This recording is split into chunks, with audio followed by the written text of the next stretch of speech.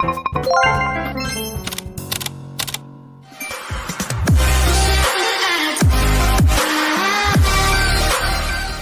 sejahtera untuk kita semua. Perkenalkan, nama saya Bidan Fitrilina Huta Barat, SSTMK. Saya salah satu dosen di Fakultas Kebidanan Institut Kesehatan Deli Sada Deli Tua. Untuk riwayat pendidikan saya D4 Bidan Pendidik dari Universitas Sumatera Utara tahun 2013. Kemudian saya melanjut ke S2 Magister Kebidanan Universitas Padjadjaran Bandung tahun 2018 dan selanjutnya mengambil profesi bidan di Institut Kesehatan Medistra Lubuk Pakam tahun 2020. Kemudian untuk pengalaman mengajar dan pengalaman bekerja, saya pernah menjadi staf bidan di ruang bersalin di Rumah Sakit Ibu Anak swasta yang ada di Medan, yaitu Rumah Sakit Ibu Anak Stella Maris, itu tahun 2010 sampai 2012.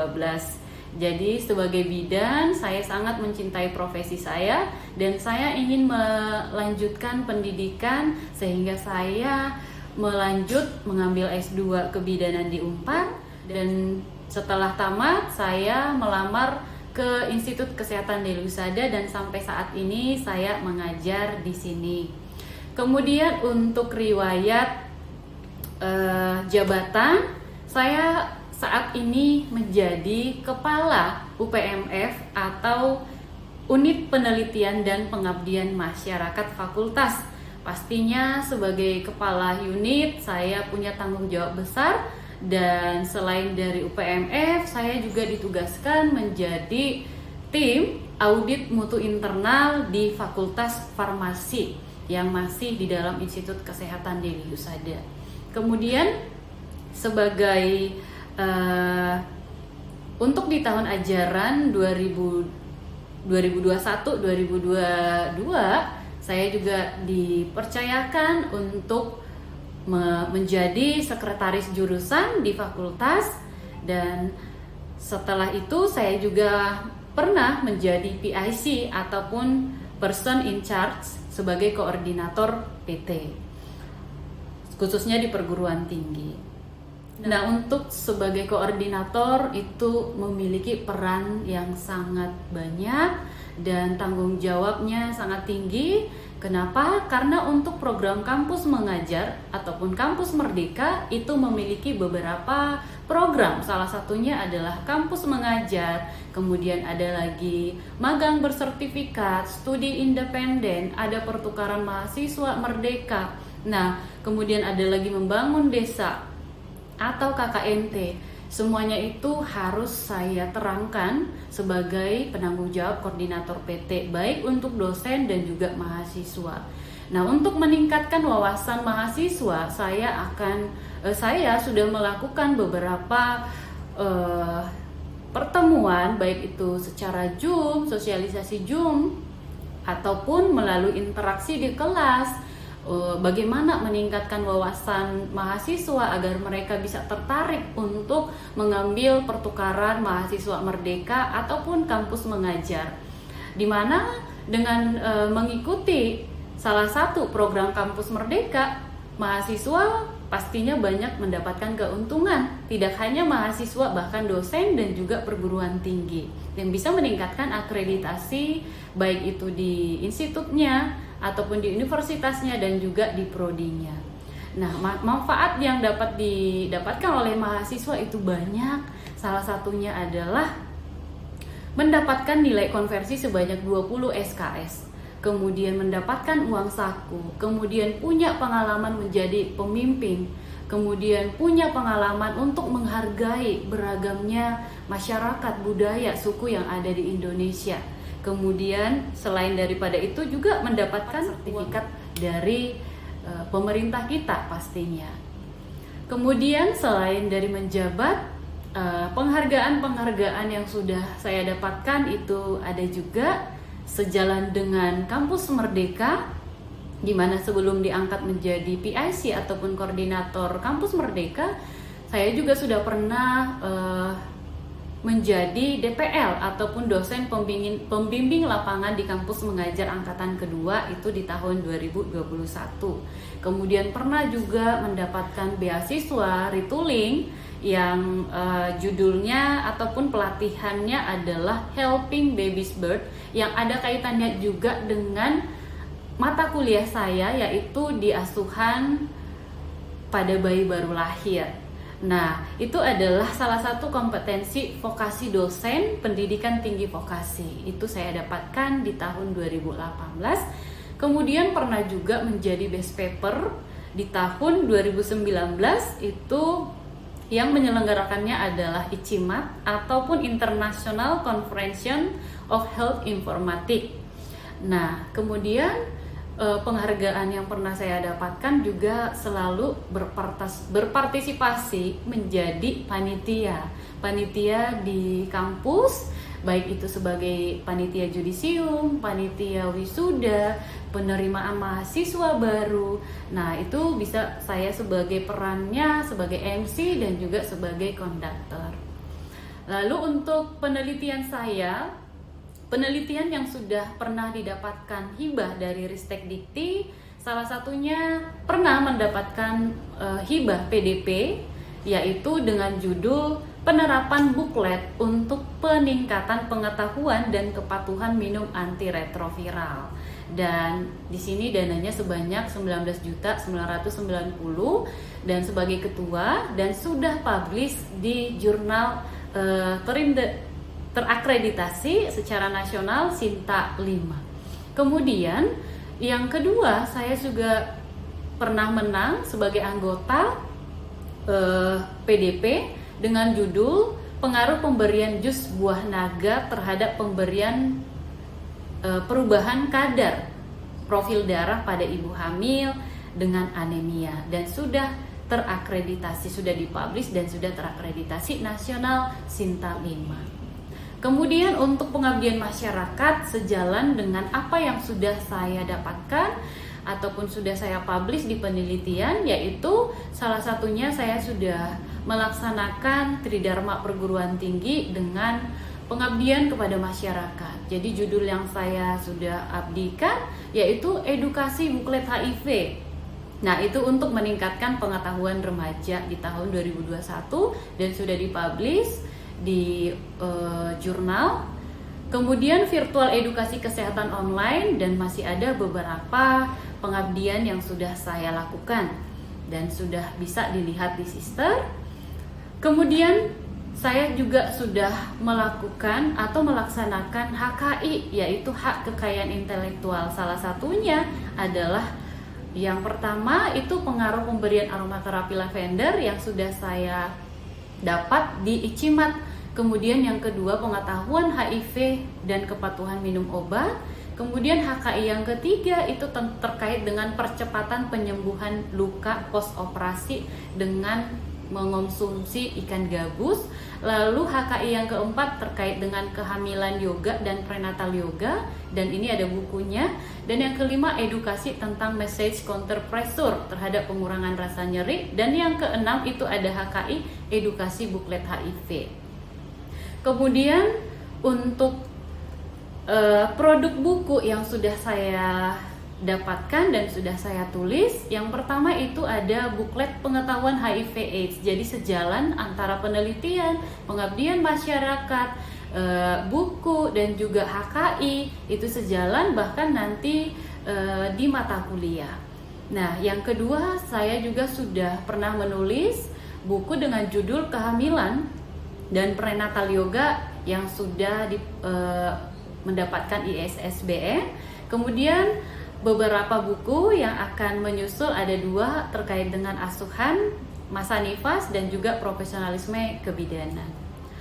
Dan mata kuliah yang akan saya terangkan di sini adalah mata kuliah yang sesuai dengan roadmap penelitian saya, mulai dari meneliti, mengabdi, dan juga HKI serta buku, yaitu adalah asuhan kebidanan komunitas, di mana mata kuliah ini berkode AKK 144, artinya bobotnya 4 SKS dan berada di semester 4 di program studi kebidanan diploma 3. Nah, untuk deskripsi mata kuliah ini, di sini nanti akan membahas terkait dengan pelayanan kebidanan di komunitas, kemudian pengertian terkait promotif, preventif, kemudian rehabilitatif, kemitraan, diagnosa dini, pertolongan tepat guna, apa peran dan tanggung jawab bidan di komunitas, serta tugas dan aspek perlindungan hukum yang ada di bidang komunitas. Kemudian untuk capaian pembelajarannya, mahasiswa diharapkan di sini mampu melaksanakan pelayanannya dan asuhan kebidanan komunitasnya dengan kewenangan ahli media kebidanan. Jadi ada nanti untuk bobot penilaiannya, untuk UTS itu diambil sebanyak 20%, kemudian untuk UAS itu sebanyak 50%, dan untuk UTS itu sebanyak 30%.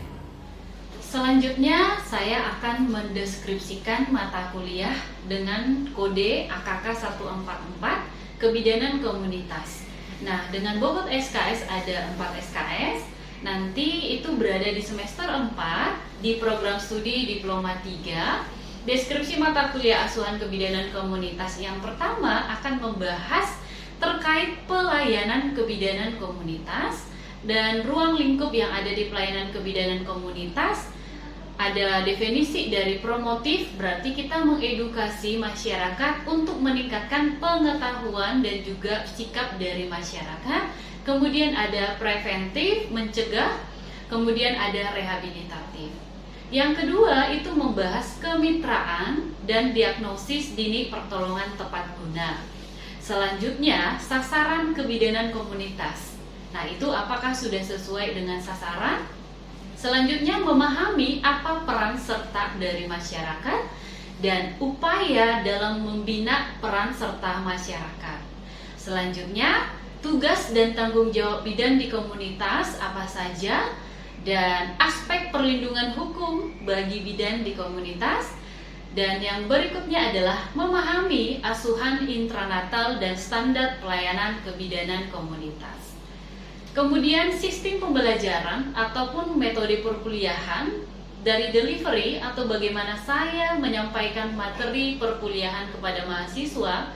Jadi yang pertama kita akan membuat dulu bahwa suasana belajar itu adalah menyenangkan dan tidak harus membuat mahasiswa monoton untuk mendengarkan. Jadi sebelum perkuliahan di awal saya akan memberikan RPS atau rencana pembelajaran dalam satu semester. Di situ ada kontrak, nanti ada 16 kali pertemuan dan diantaranya ada UTS 1, kemudian ada UAS. Dan kebersihan kedisiplinan itu paling penting. Kenapa? Karena mahasiswa dituntut untuk lebih nyaman pada saat proses perkuliahan serta belajar menghargai ataupun lebih disiplin menghargai waktu. Nah, metode pembelajarannya di sini ada beberapa. Yang pertama itu ada diskusi, kemudian ada project based learning. Nah, itu nanti menggunakan PowerPoint, ada tatap muka, kemudian studi mandiri dan tutorial. Itu terkait dengan metode perkuliahan. Baik, untuk capaian pembelajarannya ada di sini mahasiswa akan mampu menjelaskan bagaimana itu definisi dari pelayanan kebidanan komunitas. Kemudian mahasiswa akan mampu melakukan komunikasi, informasi, dan edukasi. Kemudian mempromosikan kesehatan dan konseling tentang kesehatan reproduksi, kehidupan berkeluarga secara sehat. Selanjutnya, mahasiswa mampu melakukan manajemen kebidanan komunitas, berupaya untuk bernegosiasi, kemudian mengadvokasi, kolaborasi untuk meningkatkan status kesehatan ibu dan anak. Dan mahasiswa di sini juga akan mampu melakukan upaya pemberdayaan perempuan sebagai mitra untuk meningkatkan kesehatan perempuan. Dan mampu membuat keputusan secara tepat dalam pelayanan kebidanan sesuai dengan kode etik kebidanan. Untuk interaction, nah bagaimana saya akan berinteraksi di ruang kelas, nanti boleh dilihat di video saya pada saat perkuliahan tatap muka. Dan yang ketiga, assessment, itu adalah bagaimana cara saya untuk menilai perkuliahan. Nah, untuk bobot penilaiannya ada penugasan sebanyak 20%, kemudian untuk UTS itu sebanyak 30%, untuk UAS itu diambil nilainya 50%. Dan selanjutnya saya akan menunjukkan terkait dengan proses pembelajaran selama kuliah berlangsung.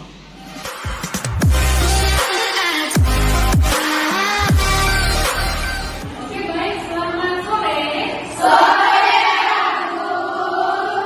Untuk perkuliahan kita hari ini, saya akan membawakan pelayanan kebijakan komunitas.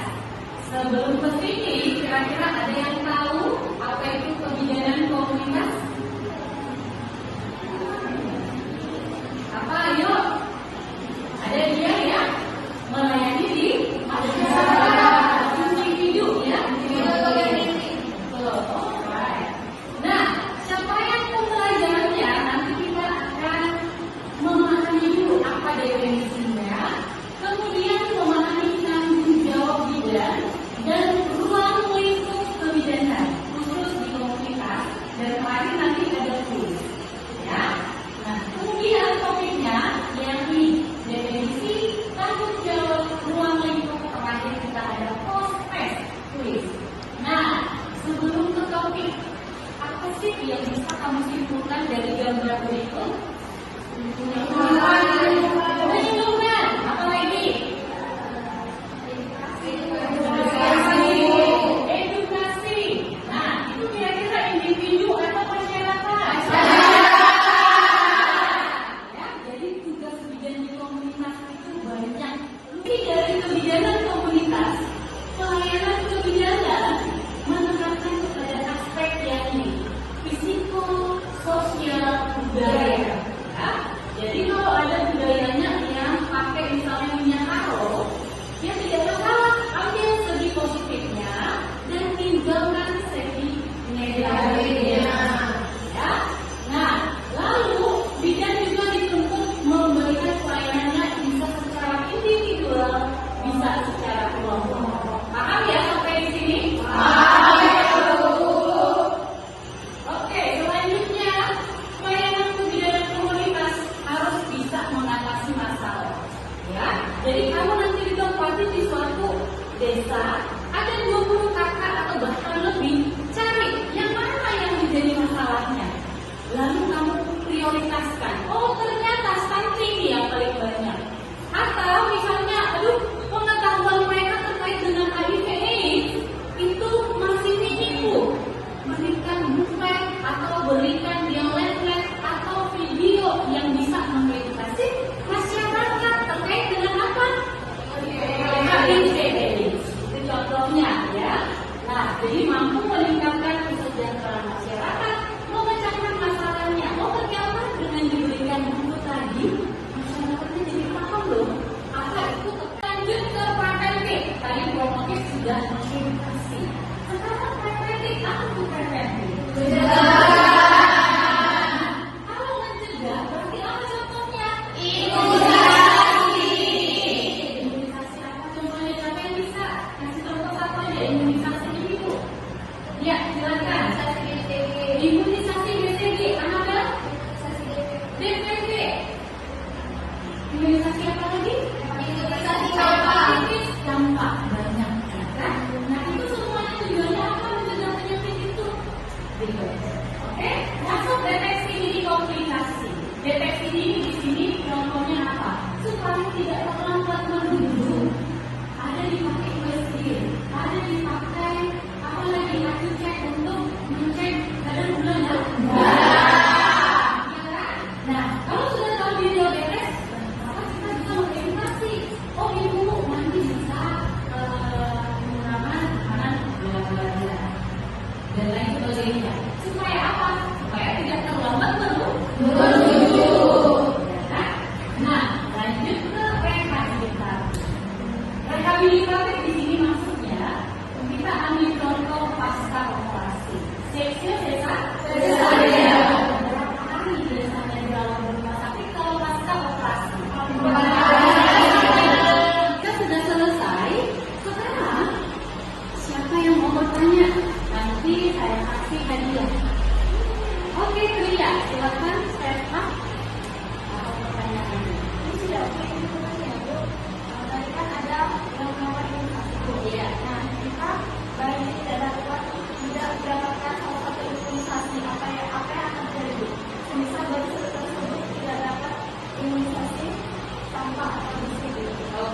pertanyaan bagus untuk Ria ya. Nanti dikasih hadiah berarti. Ya, siapa yang bisa menjawab sebelum Ibu? Oh, banyak sekali. Baik. Silakan. Saya mengalami kecelakaan. Saya bisa menjawab yang tepat. Mengenai imunisasi tadi, bila ada bayi atau bagian yang mendapatkan imunisasi lengkap, itu kita pantau kembali imunisasi apa yang tidak didapatkan. Contohnya, misalnya dia tidak dapat imunisasi BCG. Nah, kita mengambil dulu imunisasi BCG itu indikasinya apa gitu. Nah, jadi kalau misalnya tidak dapat imunisasi BCG tersebut, nah kemudian penyakit yang akan menyerang dia ya penyakit yang BCG itu tadi demam Atau sebelum TBC. Benar ya? Oke, berikan aplaus. Jadi kalau tidak ada, misalnya salah satunya tidak didapat, berarti kita lihat lagi buku catatan ataupun buku imunisasinya. Oh, ternyata dia DPT. Kalau DPT berarti difteri, pertussis, dan tetanus. Berarti itu bisa terjadi pada si bayi nanti, gitu ya. Makanya harus wajib imunisasi. Oke, ada lagi? Bisa ya? Bisa. Dapat ya? Oke, pas. Oke, kita sekarang kuis. Ready? Ready! Nah, silakan dibaca pertanyaan. Apakah fokus dari upaya pelayanan kesehatan pada asuhan kebidanan komunitas? A. Rehabilitatif promotif, promotif dan preventif, atau preventif kuratif, atau promotif kuratif? B. Selain dari B ada? Ada. Oke, kita lihat best answer-nya.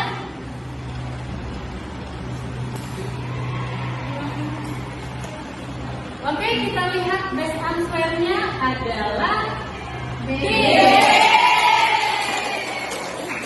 Berarti untuk mata kuliah kita ini sudah tercapai karena kuisnya sudah terjawab dengan benar.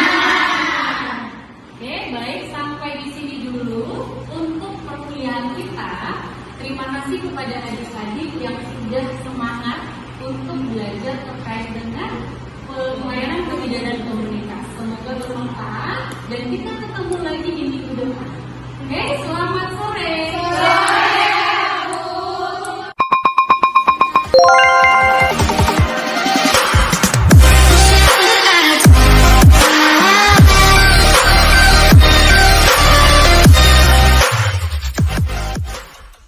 Everything sucks. Just kidding. Everything is better than it used to be. I didn't write a song about my ex today.